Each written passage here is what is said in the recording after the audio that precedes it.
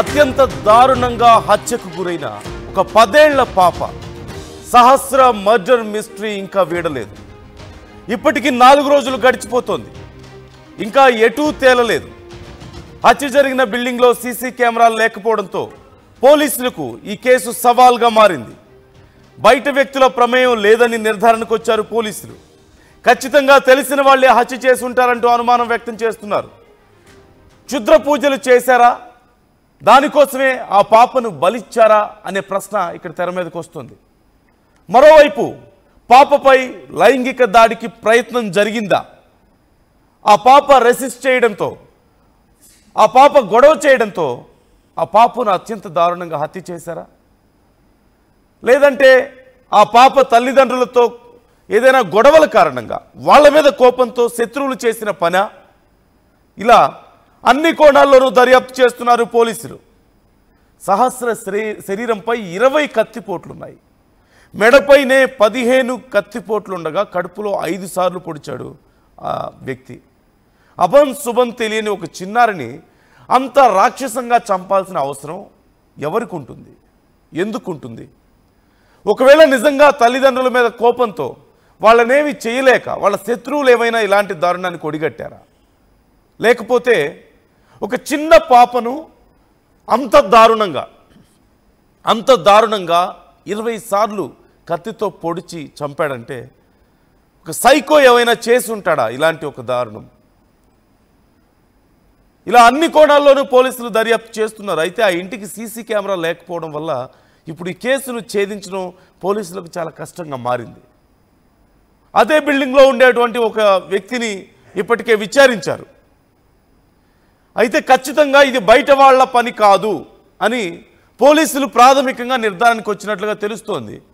Close సర్కిల్స్లో వాళ్లే ఈ దారుణానికి ఒడిగట్టారు. అయితే ఇంట్లో వాళ్ళ దగ్గర నుంచి, సొంత తల్లిదండ్రుల దగ్గర నుంచి ప్రతి వాళ్ళని పోలీసులు అనుమానిస్తున్నారు. ప్రతి వాళ్ళని ఈ కేసులో విచారిస్తున్నారు పోలీసులు. అన్ని కోణాల్లోనూ విచారణ జరుగుతోంది. శత్రువులు ఏమైనా చేశారా, లేదంటే ఎవరైనా సైకో చేసిన పనా, లేదంటే ఎవరైనా అత్యాచారానికి ఒడిగట్టబోయి ప్రయత్నించి అక్కడ ఆ పాప గొడవ చేయడంతో ఇలాంటి దారుణానికి ఒడిగట్టాడా? ఇంకేం కారణాలు ఉండుండొచ్చు? తల్లిదండ్రులు పనికి వెళ్తే ఇంట్లో ఒంటరిగా ఉన్న పాప మీద 20 సార్లు కత్తితో దాడి చేసి అత్యంత దారుణంగా ఆ పాపని చంపాల్సినంత అవసరం ఏమొచ్చింది? మేము చెప్తున్న వార్త, చూపిస్తున్న విజువల్స్ చూడడానికి వినడానికి కొంచెం కష్టంగా ఉండొచ్చు, సున్నిత మనసుకులు గాయపడచ్చు. Viewers description is advised. Shilpa ఉన్నారు, మా ప్రతినిధి. ఒకసారి శిల్పని అడిగి డీటెయిల్స్ తెలుసుకుందాం. శిల్ప, పోలీసుల విచారణ ఎలా ఉంది? ఎవరికి ఏం అర్థం కావడం లేదు. సీసీ కెమెరా విజువల్స్ లేవు. ఇంత దారుణంగా ఒక 10 ఏళ్ల పాపను చంపారంటే ఏం కారణం అయి ఉండొచ్చు? పోలీసులు ఎలాంటి అనుమానాలను వ్యక్తం చేస్తున్నారు? అసలు విచారణ ఎలా జరుగుతుంది? కుకటిపల్లి చిన్నారి సహస్ర కేసులో పోలీసులు దర్యాప్తు ముమ్మరం చేశారు. ప్రధానంగా హత్య జరిగి 4 రోజులు అవుతున్నా ఇప్పటి వరకు నిందితులను గుర్తించలేదు. ఇంకోవైపు చిన్నారి శాస్త్రకు సంబంధించినటువంటి పోస్ట్మార్టం రిపోర్ట్లో కీలక అంశాలు అనేవి వెలుగులోకి వచ్చాయి.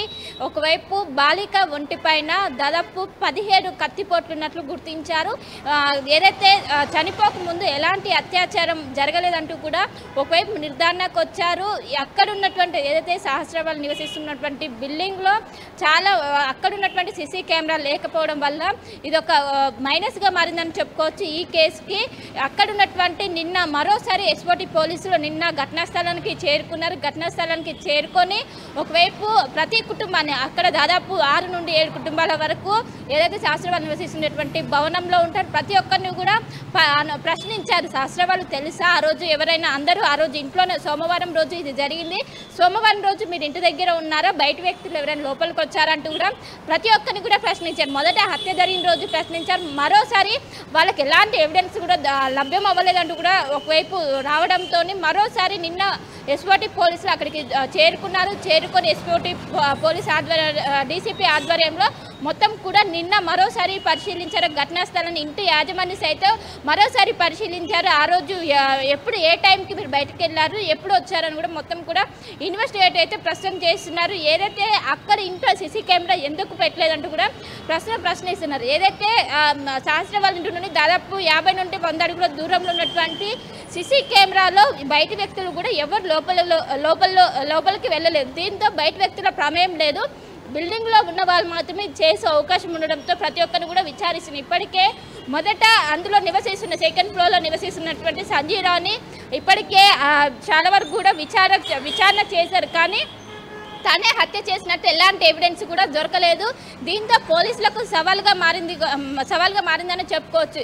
ఇటు భవనంలో ఉన్నటువంటి ప్రతి ఒక్కరిని విచారిస్తున్న అటు తల్లిదండ్రుల సైతం కూడా చాలా క్షుణ్ణంగా విచారిస్తున్నట్లు కూడా తెలిసింది. అక్కడ సంగారెడ్డి ఇక్కడ నుండి ఒక కుకట్పల్లికి సంబంధించినటువంటి పోలీసులు అక్కడికి సంగారెడ్డికి టీం పంపించి అక్కడ సైతం వాళ్ళని సైతం కూడా విచారిస్తారు. ఎందుకంటే వాళ్ళ గతంలో ఏమైనా ఉన్నాయా, కక్షలు ఆధారంగా తల్లిదండ్రుల పైన ఉన్నటువంటి కోపం చిన్నారి సహస్ర పైన ఏమైనా చూపెట్టిందా అనేది కూడా అనేక కోణాల్లో కూడా విచారిస్తున్నారు.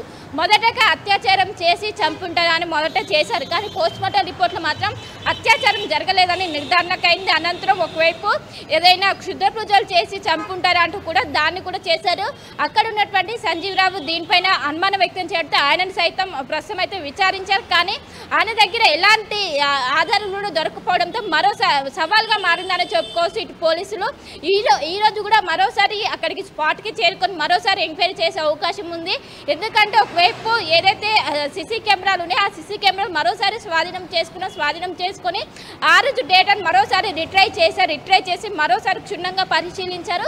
అయినప్పటికీ పోలీసులకు చిన్నారి సహస్రాన్ని ఎవరు చంపారని కూడా ఇప్పటివరకు ఆధారాలు లభించలేదంటూ కూడా ఒకవైపు సమాచారం అందుతుంది. ఇప్పటికే వాళ్ళు ఉంటున్నటువంటి ఏదైతే పెంట్ హౌస్ ఉందో పెంట్ హౌస్లో క్లూస్ టీమ్ కావచ్చు, ఒకవైపు డాగ్ స్క్వాడ్ అక్కడ ఎంక్వైరీ చేసినప్పటికీ ఒకవైపు అక్కడ ఎవరు హత్య చేశారు ఎలాంటి ఆనవాళ్ళు కూడా ప్రస్తుతం అయితే దొరకలేదు. ఒకవైపు పోస్ట్ మార్టం రిపోర్ట్ ఆధారంగా అక్కడ పోలీసులు అయితే ప్రస్తుతం అయితే ఎంక్వైరీ చేస్తున్నారు. ఇంకోవైపు అక్కడ ఎవరైతే ఇచ్చినటువంటి భవనాల్లో నివసిస్తున్నటువంటి ప్రతి ఒక్క కుటుంబాన్ని ప్రస్తుతం అయితే విచారణ చేస్తున్నారు. వాళ్ళ నుండి కూడా ఒకవైపు ప్రతి ప్రశ్న ఆ రోజు ఏం జరిగింది, వాళ్ళు ఎప్పటి నుండి ఉంటున్నారని కూడా ప్రతి ఒక్కరిని కూడా అడిగి తెలుసుకుంటున్నారు. దీంతో మొత్తం కూడా ఒక సవాల్గా మారింది. ఎందుకంటే ఒకవైపు సహస్ర ఉంటున్నటువంటి బిల్డింగే కాకుండా చుట్టూ ఉన్నటువంటి దాదాపు సీసీ కెమెరాలు ఉంటున్నటువంటి బిల్డింగ్లో సైతం వాళ్ళను కూడా సమాచారం అడిగి తెలుసుకున్నారు. మొత్తం మీద ఒక సవాల్గా మారిందని చెప్పుకోవచ్చు. మరోసారి ఎందుకంటే మొదటి రోజు వెతికినప్పుడు ఎలాంటి క్లూస్ అనేవి లభ్యం కాలేదు. మరోసారి నిన్న కూడా ఎస్ఓటి పోలీసులు అక్కడికి చేరుకొని పెద్ద ఎత్తున దాదాపు 2 గంటల మేర అక్కడ అందరినీ కూడా ప్రశ్నించారు. ఇంటి యజమాని సైతం ప్రశ్నించారు. సో వాళ్ళు ఎప్పటి నుండి ఇంట్లో రెంట్కుంటున్నారు, వాళ్ళ బిహేవియర్ ఏ విధంగా ఉంటుందంటూ కూడా ఒకవైపు చెప్తున్నారు. అండ్ ఆ రోజు సోమవారం రోజు వాళ్ళు ఏ టైంకి బయటికి వెళ్ళారు, అటు తల్లి ఏ టైంకి వెళ్ళింది, తండ్రి ఏ టైంకి వెళ్ళారంటూ కూడా పోలీసులు అయితే ప్రశ్నిస్తున్నారు. ఇందులో ఇంక్లూడింగ్ వాళ్ళ పేరెంట్స్తో సహా ఎవరైతే రేణుక కృష్ణ వాళ్ళ పేరెంట్స్ ఉన్న చిన్నారి శాస్త్రం యొక్క పేరెంట్స్ని సైతం, ఎందుకంటే వాళ్ళకి బయట ఎలాంటి ఎవిడెన్స్ దొరకలేదు, ఎలాంటి ప్రూ కూడా దొరకపోవడంతో వాళ్ళ పేరెంట్స్ను సైతం కూడా ప్రస్తుతం అయితే ప్రస్తుతం వాళ్ళని కూడా విచారణ వ్యక్తం చేసింది. ఎందుకంటే ఎవరి విధమైన కోపం వాళ్ళ మీద ఉన్నటువంటి తల్లిదండ్రులపై ఉన్నటువంటి కోపం చిన్నారి శాస్త్రం పైన ఏమైనా చూపెట్టారా అని యాంగిల్లో కూడా ప్రస్తుతం చేసినప్పటికీ దాదాపు 4 రోజులు గడుస్తుంది. ఇప్పటి వరకు ఈ కేసు అనేది ఒక కొలిక్కి రాలేదు. దీనికి సంబంధించినటువంటి ఎలాంటి ఎవిడెన్స్ కూడా ఒకవైపు పోస్ట్ మార్టం రిపోర్ట్ వచ్చాక ఈ కేసు అనేది సాల్వ్ అవుతుందని అందరూ భావించారు. కానీ అటు పోస్ట్ మార్టం రిపోర్ట్లో సైతం తన బాలిక ఒంటిపైన దాదాపు 17 నుండి 20 కత్తిపోట్లు ఉన్నాయంటూ అదొకటి గమనించారు. ఇంకోవైపు అత్యాచారం జరిగినట్టు కూడా ఎక్కడ కూడా గుర్తించలేదు. సో ఇది మొత్తం కూడా ఒక సవాలుగా మారింది. దీనికి సంబంధించి పోలీసులు అయితే దర్యాప్తు అయితే ముమ్మరం చేస్తున్నారు. చాలా మంది కూడా రూమర్స్ కూడా చేస్తున్నారు, ఇలా చేయొద్దంటూ కూడా ఒకవైపు చేస్తున్నారు. మొత్తం మీద అక్కడ ఉన్నటువంటి సీసీ కెమెరాలు, అదేవిధంగా లోపల ఉన్నటువంటి ఎవరైతే భవనంలో ఉన్నటువంటి వ్యక్తులు దీనికి చేశారంటూ కూడా పోలీసులు అయితే ఒక కంక్లూజన్కి వచ్చారు. అదేవిధంగా జాయింట్ బిల్డింగ్ అదే భవనంలో ఉన్నటువంటి ఒక వ్యక్తిని ముందుగా అనుమానించారు, అరెస్ట్ చేశారు, విచారించినట్లుగా తెలుస్తుంది కదా. అతనికి సంబంధించి డీటెయిల్స్ ఏమైనా తెలుస్తున్నాయా మనకు? అంటే అతను కాదని నిర్ధారించుకున్నారా పక్కాగా? సంజీవ్ రావుకి దైవభక్తి ఎక్కువ. గతంలో తన భార్యకు సైతం తను క్షుద్ర పూజలు చేసినట్టు పోలీసులు గుర్తించారు. దీంతో అమ్మాయి ఎవరైతే